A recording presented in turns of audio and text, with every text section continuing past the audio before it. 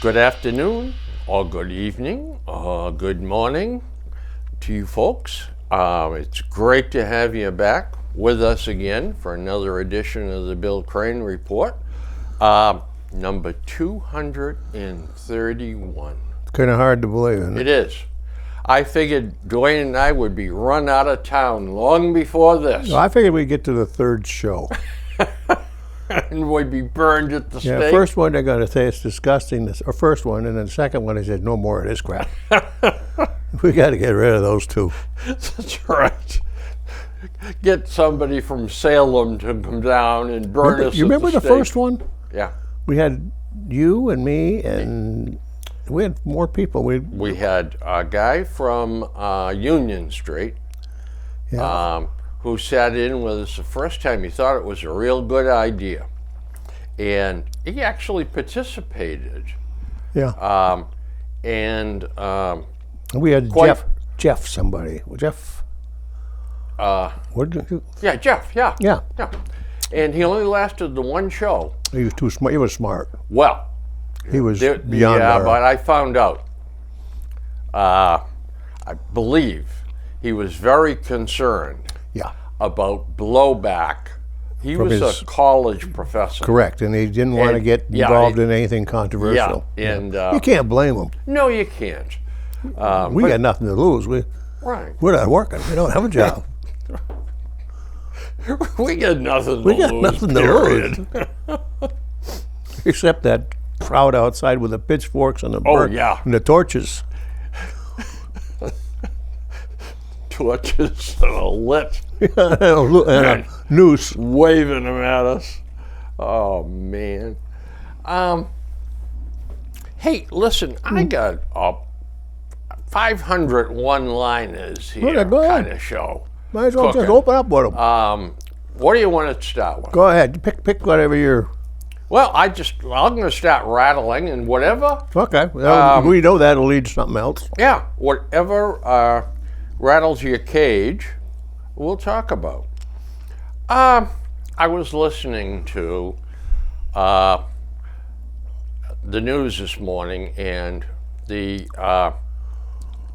mayor of New York City is back on the we need to give the people reparations for slavery. Well, this is so stupid. That is probably the worst idea that these social liberal scientists come up with. I agree with you totally. It's But you know, Dwayne, before we even talk about the problems with doing that, Yeah. let's talk about the problems of identifying the people that are eligible. there shouldn't be anybody eligible. No. There are no. I agree. If we got some former slaves out there, and they were got the short end of the human stick here, come forward, and we'll pay you. We'll make it right. Absolutely. But to make their great grandkids right, yeah. or maybe it had no bearing on it whatsoever. That's nuts. It is. It's madness. And you simply, well, there'll be plenty of people coming forward Oh my God! and saying, "Give me that $1 million."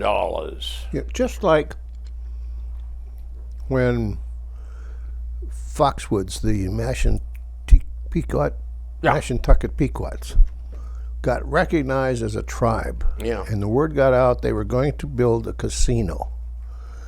There were listed, I think, on the registers 231 Pequots.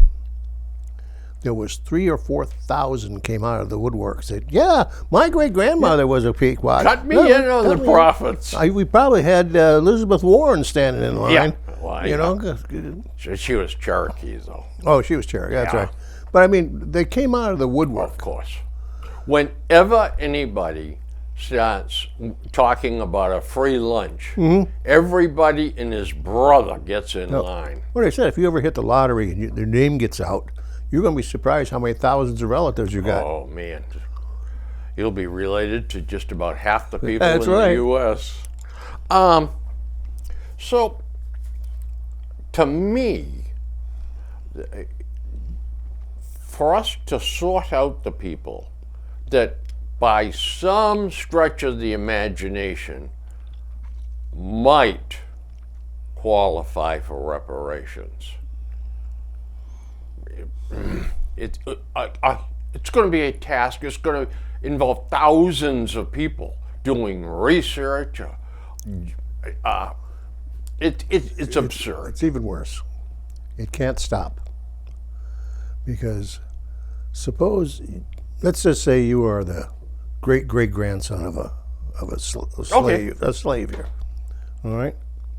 What about your kids? Well, there you are. What about their kids, your grandkids? How about your grandkids that aren't even born yet? And they're not even born yet. It'll keep. Why do you get it, Yeah. but your kids don't get it, or your grandkids don't, or your unborn Exactly. don't get it? Now, I have often felt, and I've said this time and time, I don't think I've ever said it on the show, but I've said it time and time again in discussions with people. If we said, okay, you know what? We're passing a bill. Everybody that qualifies is going to get a check for $1 million. Yep. All right. If you gave, I'm going to say 75% of the people, a check for $1 million boy. on Friday, they would be broke by Monday. Some of them would be dead by Wednesday. That too. Oh yeah. Yeah. There's a good percentage of them. It would kill them. And you know what? It would be, I'll tell you what would kill them: sex, drugs, and rock and roll. You bet.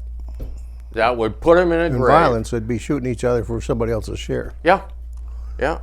And got to buy that girlfriend of mine some bling, and Yep. I'm getting 5 Cadillacs, one for each day of the week. Oh, wait a minute, there's 7 days a week. Got to get 2 more. I'll get 2 Mercedes. Mm-hmm. And it'll go on like that. You see it with baseball players, football players, basketball players. Boxers. Yes. They have never managed money before in their lives. Nope. But they're children. They're 18 and 19 and 20 years old. And they are given signing bonuses. And it's gone. Bang. The Spinks brothers in boxing Yeah. ran through millions of dollars and ended up destitute. Yeah. They had entourages, these hanger-ons that would suddenly appear doing this for them and doing that for them and just bleeding them, just unbelievable. They had no idea. They were just living their life. I've told a story before about Rush Limbaugh. He was a big pro football fan. Okay. And he became friendly with Art Rooney that owned the Pittsburgh Steelers. Yep. And so he said, I got to hang around with Art Rooney and talk to some of the players. And you know what came out? And he had quite a monologue about it. The players have no idea what money is. Oh, most of them don't. None. None. They said to one of the guys, hey, will you start cashing your paychecks? Yeah. What are you talking about? Well, you get a check every 2 weeks. Yeah? Well, if you cash that, it keeps our records straight. Yeah. Oh, how do I cash it?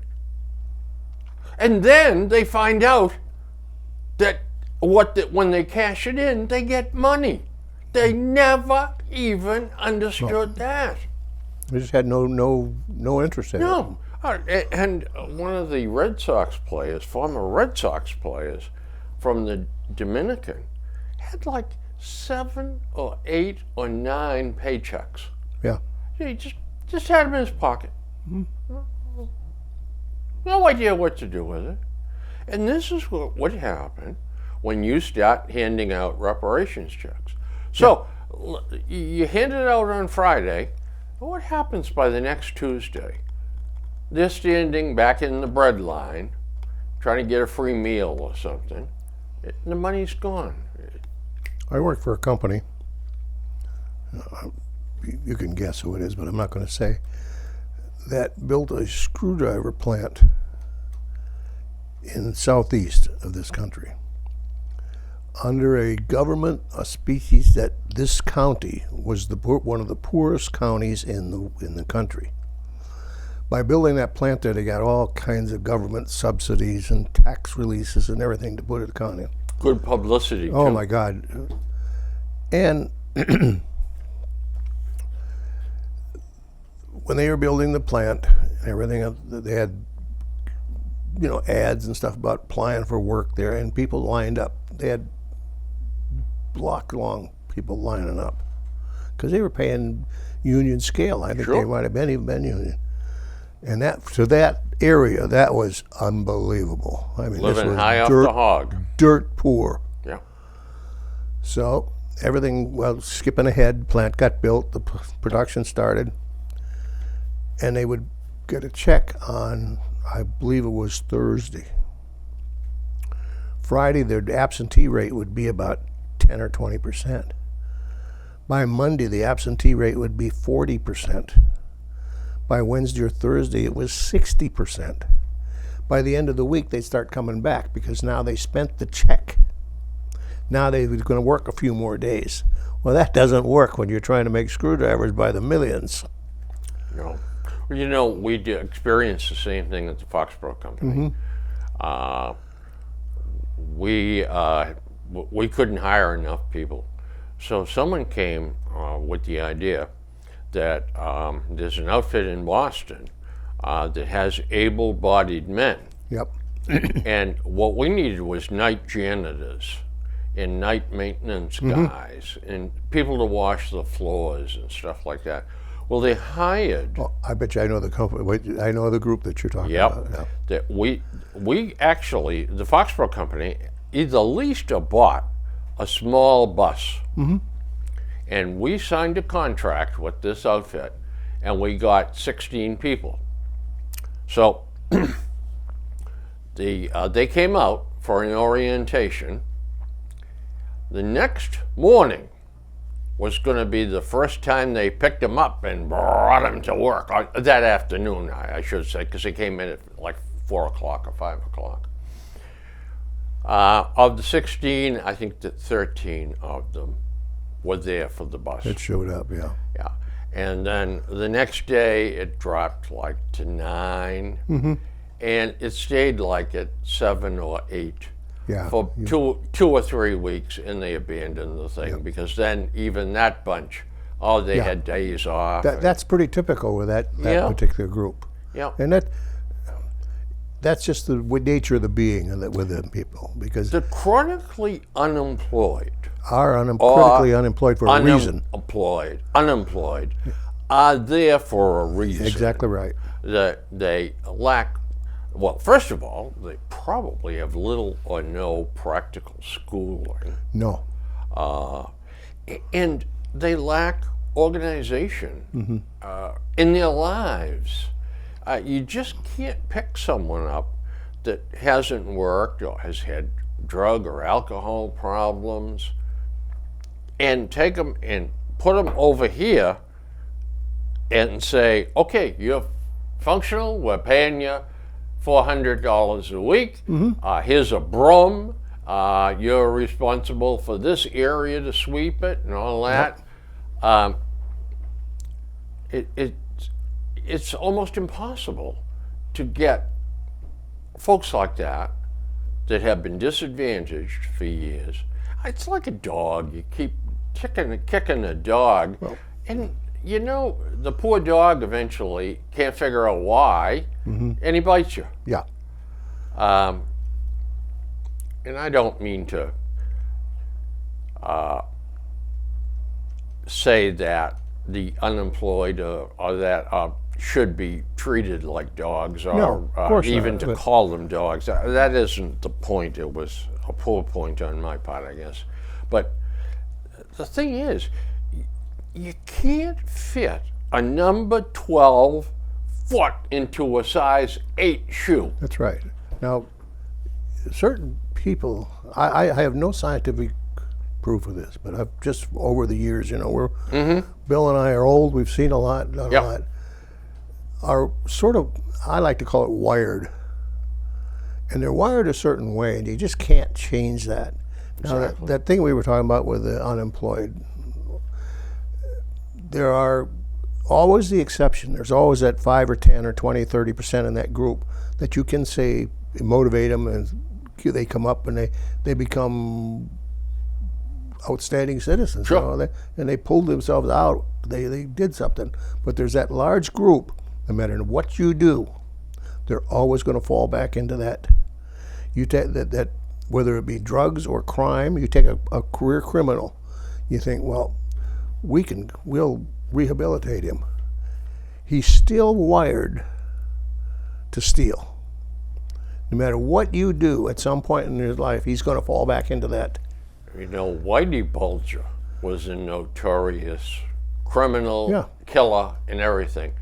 And in reading about his life, he really never worked. No, of course not. It was all part of his. And you know what? The wise guys really thought they were smarter than everybody else. That's why they called them wise The wise guys. guys. They're wise That's among right. themselves, but they That's weren't. exactly right. Because I'm living the good life. I get plenty of money in my pocket, and I don't work. So, tell me how much fun it is to go to work every day and chumps. sweat. Yeah, chumps. Exactly. Yeah.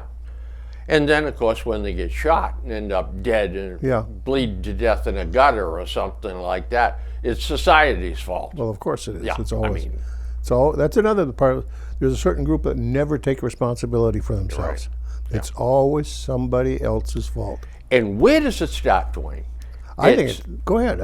It starts, to my estimation, the breakdown of the family unit. Exactly. That's what I was The going to say. father is the man of the day or evening in many cases. And in many cases, the women don't even know who the father was. That sense of responsibility.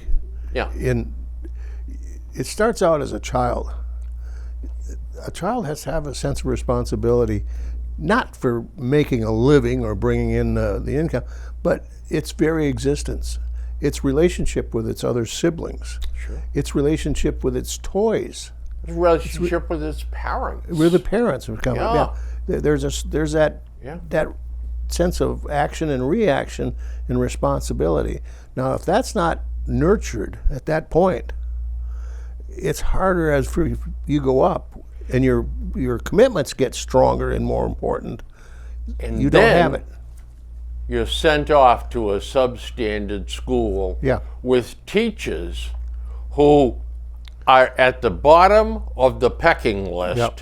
and they're assigned to the hellhole schools. And their attitude is, don't bother me. Don't- I'm here for my that's 22 right. years and I'm going to retire. That's exactly right. I'm here for my 6.5 hours. Shut up and listen. Yep. And sits there and talks. And, one of my boys, well, actually, I shouldn't say that, was in CCD when I was teaching CCD at St. Jude. I asked him about King Philip Yep. and what kind of an education they thought they were getting. And the kids were very thoughtful about it and come up with some great answers. But there was this group that felt they weren't challenged. Okay. This group that felt the teachers simply didn't give a damn. And then there was the hellions in the middle that were disrupting the kids Yeah, that that's- wanted to learn. And so anyway, one girl said to me, she said, let me tell you about one of my teachers. We go in every day of the week. And she said, okay, get your notebook out. I'm going to read you notes from the chapter. And so she would dictate notes to them.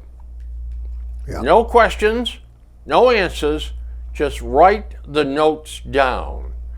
And she'd do that Monday, Tuesday, Wednesday, and Thursday. I had a college professor like that. Yeah. Now, you could guess what's coming on Friday. A quiz Yep. on the notes. And yet, she said we never had any dialogue about the notes. What they meant, it was just words. And she'd never look at us or talk to us. She'd just sit there reading the notes. Yeah, that's the first. I took 3. Yeah, it had to take so many hours of history, Yeah. and I wasn't about to take Old English history or ancient history or Greek history. There was a U.S. history. There was 3 of them. I said that's the one I want because I want to know what happened sometimes. Sure. I didn't. I didn't know a lot of stuff either. I still don't. But this first, it was a female woman. She taught just female like woman. you. Yeah, female woman, just like you said. She walked in. She opened her notebook, and it was ba ba ba ba ba ba ba ba ba ba ba ba ba point 3 ba ba ba ba ba point 4 ba ba ba ba ba point 5 ba ba ba end of class. Boom, gone. You all you did was sit 50 minutes of writer's cramp trying to keep up with her. And the next one though, somebody said something about I was complaining about it, this course, and he said, "Oh, take this doctor, whatever his name was. He's really interesting." It was totally different. This was he'd bring out a situation. So we're in the second now. We're coming up to 1800, maybe someplace. And he said, "All right, this happened now," and then we'd start discussing it. It was within the class. Yeah. People would ask questions, and he said, "Yeah, but he said, if this would have happened today, this would be like this, and this would change it." I said, "Now that makes a lot more sense." It does. Because you can relate to the history of your country and how it affected you and how it affected the country without somebody just yapping at you. The best orators or homilists at church seem to start with a story from their experience. And then they build upon it, and then they teach you what the lesson is you should take from that. Those are the gifted people who we should all strive to be like, or to pay attention to when we're in a class or something like that. These are the ones that deserve the title educator, not just going through the motions. Yeah. Over the years, there's been some politicians that are good at that. Oh, wonderful. The best orators Yeah. going are, JFK was a He great could speaker. start, and Obama could do it. Yeah. He could start telling you, doing something, and you'd start to listen. You'd actually fall in and say, "Man, this guy can speak well." Yeah. Then you get other guys you can't stand to listen to them. It's amazing that some people, like the old saying down south, man, he could talk a possum down off a gum tree. Yep. And yet there are other guys that are full of knowledge, Yeah. but yet cannot project. Exactly. They talk in a monotone, and it's just with blinkers on, and they just drone at you. And you say to yourself, "Oh, please get laryngitis, or please collapse, That's right. or something." God Almighty. 66% of people still believe in the American dream. Yeah, I believe that. Yeah, I do too. What concerns me is the 34% that don't. Well, I'll bet you it's not 34%. There's probably 20% that don't, and there's 14% that don't even understand don't the understand question. As far as the aspect of the American dream, owning a home and Yeah, white picket fence and all that stuff. and 2.4 kids. 2.4 kids, yeah. Is that still 2.4? And a dog. Yeah, and a dog. Maybe a cat, too. Yep. But I think, I don't know this for a fact, but I suspect the group that is not in that wanting that thing are younger, because the kids today, what have I read of, they're not so enthusiastic about buying a home. Most of them will rent for the rest of their life. They don't see anything wrong with that. Not that there's anything wrong with it, but I mean, Right. they don't see that as a goal to own them. Right. But right now, the inverse of the old situation applies. Renting is more expensive Oh, yeah. than mortgage payments. Because it got so popular. Yeah, but here's the thing: with with owning, you got to put down a lump, at least 20%. Bill, I don't know how young people today, Dad newlywed couple- and mom or grandparents. that's right. If you don't have a cash source someplace, you can't do it. Yep. You just can't. To come up with a $500,000 home, and you got to have 20% of that. You don't have to be a genius to figure out how many dollars you got to hang on. And these are unobstructed or unattached dollars. These are not borrowed from somebody else. These are dollars that you got in your checking account. These got to be folding greenback dollars. That's right. And you've got to come up with $100,000. That's to right. buy a $500,000 home. Yep. Now, back, oh boy, 12, 15 years ago, when interest rates totally collapsed, I remortgaged my house about 4 times. And whenever I could I get did 2 two or points, maybe 3 or 4 times. yeah, whenever I could get 2 points, I would remortgage the house and take a lump out that would allow the payment to stay the same. Oh, see, So if I could take out $47,000 or $33,000 or whatever, I'd take it out and put it in the stock market. And that worked very well for I me. wasn't that wise. I kept lowering my payments. Well, you know what though? You were accomplishing the same thing because it gave you Yeah. more spending money. On the other hand, more money for the family. But I and all remember, that stuff. I don't know, when we closed, was it, I think 9% sticks in my mind at Yeah. one point. That was for, Well, the last remortgage of mine, I got 3.25, I think. Now, let's stop and think about that for a second. If I wanted to downsize, say to a 2-bedroom ranch, everything everything on one floor. That's what I which want. Would be much nicer for us Yep. too.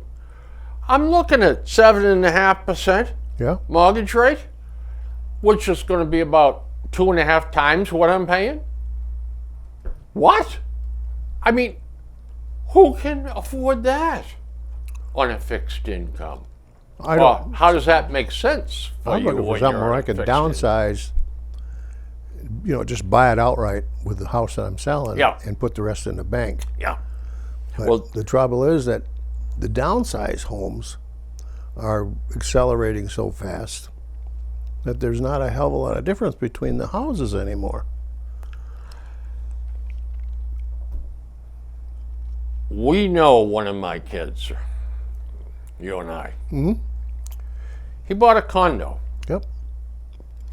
for $114,000 Smart move. at the absolute bottom. Smart move. The condos in his development 10 years later are going for $400,000. I was gonna say 450. Yeah. Yeah. Oh yeah, if you danced one up and finished the basement, yeah.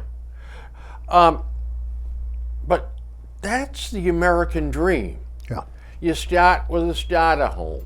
You work your way up Yeah. as the family grows. Then you change when it's time for retirement. And you may also change 2 or 3 times when you get transferred and promoted and all of that sort of thing. And you end up, well, you got to go to California and work, Bill. That can be a plus and it can be a minus. Yeah. But usually, though, the companies are pretty savvy about how much more money yeah. they have to give you and how they have to help you with the financing of a house and all that kind of stuff. Well, one night, this poor guy is sitting on next to me in a plane. I don't know where we were coming from. Well, we were coming from Cincinnati, as a matter of fact. And I think I've told you this. The planes in those days were not full. They were sometimes 40%, 50%. I remember those good old days. And he's sitting up next to the window, and I'm sitting on the aisle. And it's 7 o'clock, 7:30 at night, and he's got all his real estate. He had the saddest look on his face. And I said, been looking at real estate? Yeah. He said, well, in fact, I was going to Cincinnati, not coming from Cincinnati. That's what I mean. And he said, P&G is transferring me to Boston. He said, I don't know what I'm going to tell my wife. He says, I've been here 3 days looking at real estate. He said, there's nothing that we can sell our house and buy back here. Not even trading houses. He said, we would have to downsize and we would still be in a big hole. And then I said to him, what is P&G? He says, yeah, but it's just token. He said, I don't know. He said, I can't, I don't think I can take this promotion. He said, and if I don't take it, I'm done. Yeah, you're red circled. Yeah, you'll never go anyplace again. That's So right. he said, I'm in a bind. He said. Yep. Well, he was. You know, that's a trap that it's very difficult to deal with. You're darned if you do and you're darned if you don't. And you are looked at by management as, this guy's not a team player. That's right. He's not willing to move. He's not willing to do this. Yeah. Yep. By the way, I have a great trivia question that just came to me. I'm going to blow it off, but here it is. What state is the Cincinnati airport in? Kentucky. That's right. It's not in No, it's Ohio. across the river in Kentucky. That's and, right. What's the name of that town? Yeah. That's almost like the Wild West. That Yeah, oh, yeah, it was, across too. the river. It had the highest teenage pregnancy rate in the United States. It had a whole list of stuff. Well, it was like, I keep wanting to say it wasn't Lexington. It was some. I used to tell people that the hillbillies part of our country starts in southern Ohio, Oh yeah. from Cincinnati and right around that, and those environments down. Ohio. We lived in Ohio for a good number of years. Ohio is more than one state. It is. It's exactly totally right. different. Cultures. Northern Ohio, Cleveland and Youngstown, and even Toledo's another thing over there. That's a third state. Yeah. But the northern 25% are urban, more well-to-do. And you get this, further you go south, the further it gets down. You get in the center part, and it's agricultural, and you're getting that down to Cincinnati. Now you're getting into hillbilly country. That's right. You think, when did I cross the Mason-Dixon line here? And northeastern Ohio is old-fashioned blue-collar manufacturing. That's right. So you got another subset over there. Ohio's an interesting state. Yeah, it is. We enjoyed Ohio. I like the people in Ohio. We made some good friends there too. Yeah. Well, I had a great distributor in Cleveland, Dave Wilson. That's a city that has changed over the years. Yeah. Oh my God! It used to be. It used to be a hellhole. Yep. And they built the Jake. Yep. And they put the Rock and Roll Hall of Fame in there. And they did a lot of reclamation projects in the city itself, and they did a pretty good job of cleaning it up. Yeah, they did. Now there's still some interesting areas of it. Lakeside wasn't all. It's not all run down. and then beer cans rattling at night on the Lake Erie that you couldn't sleep because they rattled together so much. Yeah. And now it's clean, it's nice. Yeah. Yeah. Civilized. Yeah. Yeah. We lived on that lake, right next to Headland State Park in Mentor. The weather swings. Oh God, From the weather coming off that lake are we were on the bad side. If you were east of Cleveland, Yep. look out, That's right. because you were in that same pattern that Buffalo gets hit with off the lake. If you were west of Cleveland, Yeah. you get up in the morning, you'd have 18 inches of snow. They didn't have anything. It's a country club out there. Yeah. Yeah. There are 650,000 people in the U.S. over the age of 80 that are still working. Now, Yeah, I believe. I'm not surprised that it's not higher. Now, well, I think it is. And, that is legally. Mm-hmm. I'll be willing to bet you there's just as many of the people working under the table, if not more. Yeah. So what does that tell us? You can't retire on Social Security alone. You must prepare for your own retirement intelligently. You must have a plan and stick to it. And darn it all, it should start in high school. Yeah. There should be courses on personal finance. Yep. There's not though. And there's not. No. Not in your. I don't know about vocational school. They might Right. be a little better. Yeah, maybe. But today in a typical high school, academic high school, there's not. They don't prepare them anymore for. No, they don't. By the way, vocational schools, boy, this is, any respect I had for the educational community vanished when we did away with all the schools, high schools, having shop courses Yeah. and shop teachers and teaching vocations. Of all the things that we should be showing kids how to do, right. you know, even if you don't grow up to be a carpenter, That's right. if you're taught how to bang a nail Yeah. in and saw a board or repair a pipe or take care of your lawnmower, I mean, those are things that should Basic. be part of the educational system. I agree with you 1,000%. But instead, well, now we're going to teach ancient Greek today. Oh, gee whiz, I mean, who doesn't want to know It ancient shouldn't be Greek? just shop for boys, because today girl students should know that too.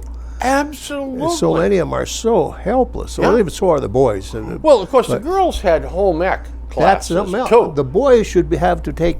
They all That's- should have to take a basic home ec and a basic shop. All of them, both of them in each course. The boys should learn how to cook Now, and take care how to wash clothes and run a dryer and all that stuff. I'm married to a former home ec teacher. Well, you're a lucky duck. Maybe. But I didn't know anything when the first apartment that I got was in the military with another gentleman. We ran the Youngstown office. Neither one of us knew how to turn a stove on. I would call her up. I think we were engaged. I said, "How do you bake a potato?" "What?" I said, "Huh? Well, what do you do with it?" She says, "Well, poke a hole, wash it, and wash it. Why? It looks clean." No, poke a hole in it and set the. I said, "Well, what do you set the oven at? 600, 500? No, How do you boil eggs? How long do you? I know you put them in water, but She didn't cancel the engagement? no." Oh, wow. She just was kind of amazed that two guys could be that stupid. We get lots of tricks we can still show on the drive home that point. So we didn't cook much, but the fact was that we just didn't know. We never cared either. That was the. We ended up eating ham sandwiches and pickles and stuff at the. Now, this little blurb that I just yapped, there is another problem to this whole thing about personal finance and all that stuff. and that is going back a couple of 3 generations. Grandpa and Grandma sometimes lived with the family. Oh, well, no, Or where I came from, it was very common. Yeah, or at least lived in the same town, Yeah. if not the same Oh, yeah. neighborhood, and took part in the family unit. And the kids learned from wise, old, gentle people. Exactly. It still does in a certain Sure. certain Yeah, cultures parts and of stuff. the country. Yeah, Yeah. you get certain, even around here, you get the Italian section. Yeah. You'll see 3 generations or 4, if not living together, they live in a triple decker, and Sure. or grandma and grandpa live across the street, Yeah. or that kind of a thing. Yeah. Yeah. Yeah. And Grandpa and Grandma used to add on to houses. exactly. Yeah, in-law apartments and all that kind of thing. And who benefited from that? Well, the kids. Kids They did. They got a benefited lot it. from that. And it allowed Mom to get a job. Mm-hmm. Yeah. I mean, and it was so good for the kids to hear the voice of experience. Now, if Grandpa instead was a big fan of Jack Daniels and he'd end up flat on his back on the living room floor every afternoon, well, Yeah. yeah, that's except- another yeah. lesson for another day. I never knew my maternal mother, because she was killed in a car accident when my mother was 8, I guess. So of course I never knew her, but my paternal, my father's mother, I knew them growing up because they lived to be well into their 90s, and she was, think of Granny from Beverly Hillbillies, and that's her. Okay. Yeah. But this big, Yep. feisty, loudmouthed. They were all tough in those oh, days. yeah. Oh, they my had God. to be to survive Yeah. the Depression and World War II and Oh all yeah, of that. They tough couldn't as be nails. sissies. And she used to tell me stuff, my brother and I would say, well, I wish we had that. Wish we had this. And she'd say, be careful what you wish for. You might get it. It didn't make any sense then, but as I got older, I Makes thought, a hell of a lot of sense. I remember now it doesn't makes sense, And I know. And I said one time something about be careful who you vote for. They might get elected. Yeah. Yeah. And it's all. I found out later that be careful what you wish for, you might get it, is some old German adage that it says in German when she was Yeah. German. So she just translated, moved it around a little bit. But I thought she was original, so I was impressed. Sure. But My parents were divorced when when I was 7 or 8. I'm foggy about that. But so my grandfather and grandmother lived 2 doors up. yep, And my grandfather became the father figure Yeah, sure. to me. Not that my dad didn't love us and try to he'd come over and see us as often as he could, and we'd spend weekends with him occasionally. But Grandpa was a very mild-mannered, practical guy. He taught me how to trap, how to fish, how to shoot a gun, and how to live properly, Kids my grandfather was very quiet. Yeah, Grandpa was quiet. I think his grandma did all the talking Oh, for yeah. everybody. But the point is, these kids today don't have Grandpa and Grandma. Grandpa and Grandma retired and went to Florida. Florida, yeah. Yeah, Exactly. or Texas or California, or Grandpa and Grandma were on the go all the time as he was transferred around working for IBM, and God only knows where they ended up, but they didn't end up in close proximity to the kids. And that's a resource that's sadly missing in today's kids. You said about Grandpa into the Jim Beam bottle and laying on the floor. Well, my grandfather had a vice that he could entire life, and he chewed tobacco. Oh my God, he chewed something called Summertime. Long cut, real tobacco. I mean, you pull it up, it looked like dried sauerkraut, And he always had this big Bulge. wad of tobacco in there. Oh my God! But he said, he says he did that since he was 11 or 12 years old. Let me guess. Did he die of cheek cancer? He died of old age at Old 97, I think. You know, it's funny too. You mentioned your grandmother dying when you were 8. And my mother's was 8. Okay. My dad's mother, who he loved dearly, was killed in an automobile accident That's what my grandmother was. when Daddy was 12. The same kind of situation. Yeah. Yeah. They had an old clunky car, and there was an accident with a school bus. And the door flew open, she fell out, and the school bus ran over her. Ooh, Yeah. mine drowned. Oh, wow. The car back in the, I don't know, 30s.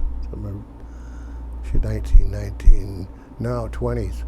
She was born in 1919, so, and she was 8, so it'd be 27. So, the car wasn't brand new then. And driving in dead of winter, and they hit a patch of ice, and it spun around, and it went over a embankment into a river. And the ice wasn't thick enough to Yeah. hold it, and the car went through the Yeah. through the ice. That's the end of that story. Yeah, my grandpa in the front survived in a little air hole. They couldn't open the door. He had a little air hole. My mother and the youngest child had no chance of. There was no air over there, and my mother and her 2 brothers were in the back seat, and they were kind of up out of the water. And it took for a long time before somebody found them. Oh, boy. Wow. Yeah, my that grandmother that I never knew, she died in 1932. Yeah. In a 1926 Nash. Yeah. Yeah. Well, all right. So, bottom line is, you've got to prepare for the future. Yep. And It comes quicker than you intelligently. think. Yeah. And these kids don't see that though. Get a plan and stick with it. But the kids, again, I go back to it again: sex, drugs, and rock and roll. Yep. It's Live for today. yep. John Kerry is an interesting individual. I have a quote that he made recently. He's concerned about, he actually talked. It was almost like off the cuff talking. Concerned about bombs going off in Ukraine, and they're blowing up cesspools, and this releases copious amounts of greenhouse gases into the atmosphere. 10, Bill. How about saying this war in Ukraine has killed 131,000 people? This moron is trying to tell us that the bombs are blowing up cesspools and releasing. That's more important than the human factor. He makes his living off of that kind of stuff.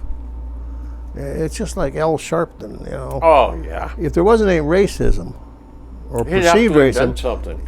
he'd be done because he got nothing. He lives off racism. Yeah. So if there's no racism there, he's going to make sure that you think there is. John Kerry, if there's no ecology disaster or climate disaster, he's going to make one because that's what he does. Yeah. All right. Now here's a very controversial subject here that you and I have never discussed, but I want your spin on this. What about bro hugs? Oh God, bro hugs. Yeah.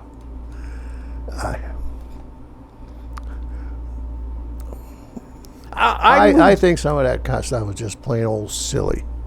I'm repulsed by the idea of some bozo coming over and hugging me. Yeah. Get away from me. No. I mean, this is going to sound sexist. Oh no! If she's young and good looking, come over and give me a hug, honey. That's right. In But- that case, it's a femme hug, not a That's right. bro. Bro, hug. that's a femme hug. Yeah. Yeah, and femme hugs, All for 'em. except for barracudas, That's right. are perfectly acceptable. Or pickpockets. Yeah, pickpockets, right. They pick your pockets in more ways than one, I'll tell you. So You know, Dwayne, you had to as be we- real careful, like in Saigon years ago. And good-looking little thing comes up and puts her arm in your arm and saying, "Oh, I like you. Where you want to go?" In the meantime, her little brother or got his hand in your back pocket, taking your wallet. And the third brother has a hand grenade that he Yeah, drops in your another one. lap. Jeez. This is now if we want to get mad about a subject. We don't get mad. Well, I think we should about this one. We get skeeving. Well, there you go. Biden's legacy. I got to tell All you right. something. He made me We irritated. pulled out of Afghanistan in 2021. Yep. We left behind $7.2 billion in value of military equipment. We abandoned. Yep, that's right. There's no We left- no spin you can spin about that. We left 78 military aircraft behind. No, I could never understand why. I can understand if you leave an abutment or a bunker or a building, but anything that's movable and mobile, why in the hell is it still sitting there? It gets worse. 9,500 air-to-ground munitions. Yep. Hold on to your hat for this one. 40,000 vehicles left behind. Yeah. 300,000 weapons. And 64 aircraft that Afghan pilots flew to Uzbekistan and Tajikistan to avoid capture. Dwayne, if a president lost that kind, under his command, the military lost that kind of stuff through theft or attrition or the black market, He'd be he court-martialed. would be court-martialed and hung in Yeah, oh, public. absolutely. And yet, this guy gets a pass because he was in such a hurry to end everything that Trump had been doing. There was no reason, even though Trump said that set a date, we had already violated that date. It doesn't matter if you violated it by a month or 2 months or 3 months. What the hell's the difference? You already violated it. They could have done it piecemeal, Yeah. but no, he was just too busy with other stuff. Well, again, you know what?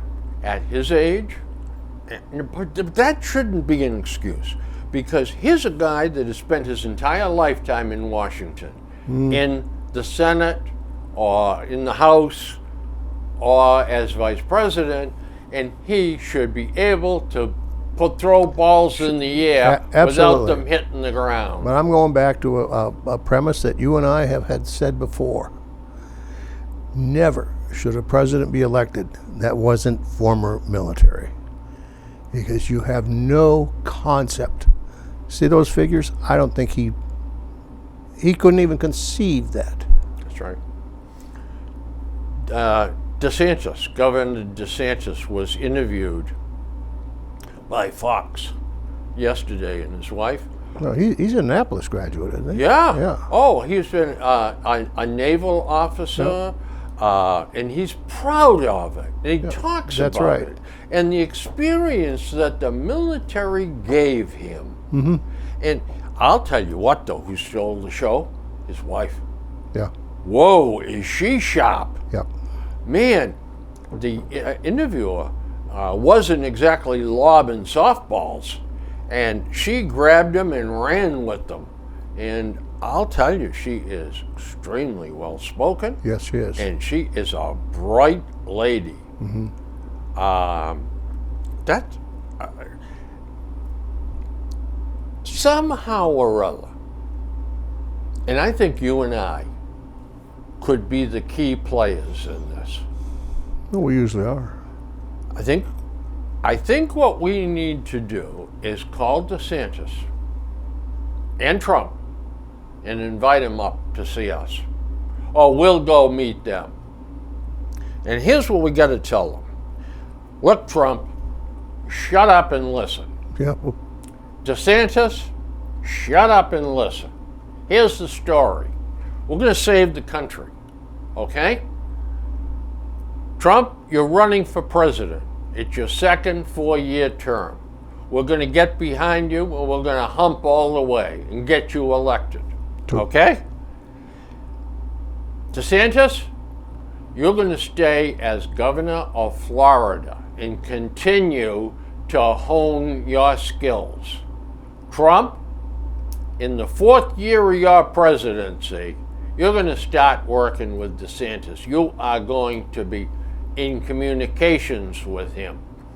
And we're going to have a seamless transition in 2028 when Trump, you retire, DeSantis, you are president.